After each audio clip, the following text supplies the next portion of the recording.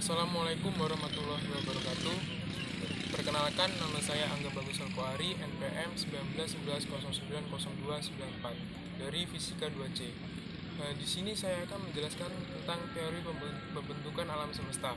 Jadi, teori pembentukan alam semesta itu ada tiga. Yang pertama, teori Big Bang. Yang kedua, teori model keadaan tuna. Dan yang terakhir adalah teori model osilasi.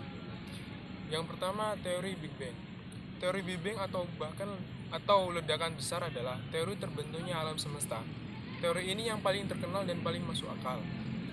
Teori ini menyatakan bahwa alam semesta ini berasal dari kondisi super padat dan panas yang kemudian meledak dan mengembang sekitar 13.700 miliar tahun yang lalu.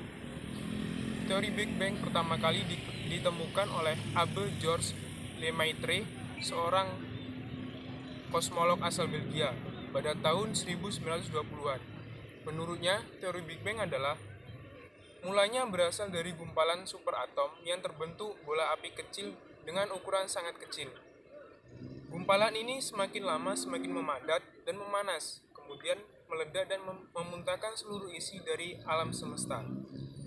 Big Bang melepaskan sejumlah besar energi di alam semesta. Atom hidrogen terbentuk bersamaan saat energi dari Big Bang meluas keluar. Atom hidrogen terus bertambah banyak dan berkumpul membentuk debu dan awan hidrogen atau yang disebut nebula. Awan hidrogen tersebut bertambah padat dan memanas hingga temperatur jutaan derajat Celcius. Awan hidrogen ini menjadi bahan pembentuk bintang-bintang di alam semesta. Setelah terbentuknya banyak bintang, bintang tersebut berkumpul membentuk kelompok yang disebut dengan galaksi. Salah satu galaksi yaitu galaksi Bima Sakti yang menjadi tempat kita tinggal ini. Teori Big Bang juga menjelaskan bahwa alam semesta ini memiliki siklus yang berulang. Pada suatu titik, alam semesta akan berhenti mengembang dan malah menyusut.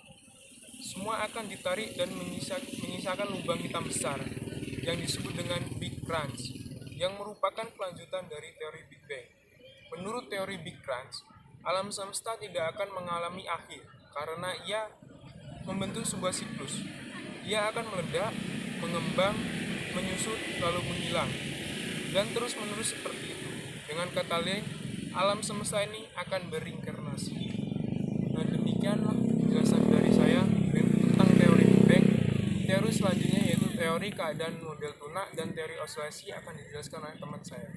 Sekian. Baiklah, saya Aldi Mumenda Putra, NPM 1911090184 dari kelas Fisika 2C akan melanjutkan penjelasan tentang asal pembentukan alam semesta, yaitu teori model keadaan tuna. Teori keadaan tuna atau steady state teori yang diusulkan pada tahun 1948 oleh Hermann Bondi, Thomas Gold, dan Fred Hoyle dari Universitas Cambridge. Yaitu dalam teori ini, alam semesta tidak ada awal dan akhirnya. Artinya, dari dulu sampai kapanpun, alam semesta akan tetap seperti ini, seperti yang sekarang. Ketika alam semesta mengembang, materi baru terus-menerus muncul dengan sendirinya dalam jumlah tetapan hingga alam semesta dalam keadaan stabil. Sebuah pengujian pada tahun 1948 berhasil menghitung kecepatan pengembangan alam semesta. Pengujian dengan menghitung umur galaksi. Setiap saat ada materi yang lahir dan ada yang lenyap. Materi tersebut kemudian mengembun menjadi kabut spiral dengan bintang-bintang dan jasad-jasad alam semesta. Materi yang dilahirkan lebih besar dari yang lenyap, sehingga mengakibatkan jumlah materi semakin bertambah dan mengakibatkan pemuaian alam semesta. Pengembangan ini akan mencapai titik batas dalam waktu 10 miliar tahun. Dalam waktu 10 miliar tahun akan dihasilkan kabut-kabut baru. Menurut teori ini, 90% dari alam semesta kita ini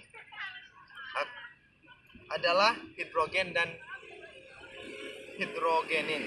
Kemudian akan terbentuk helium dan zat-zat lainnya.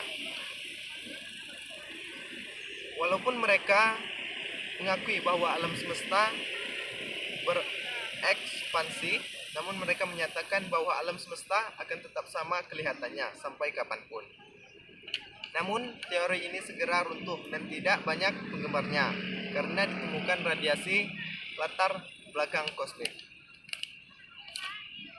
Baiklah, itu penjelasan dari saya mengenai teori model keadaan tunak. Yang selanjutnya akan dilanjutkan oleh teman saya. Sekian, terima kasih. Baik, di sini saya akan menjelaskan tentang pengertian teori osilasi.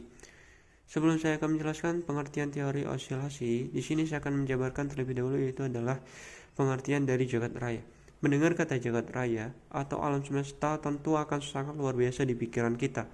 Bumi kita ini merupakan salah satu bagian kecil dari alam semesta.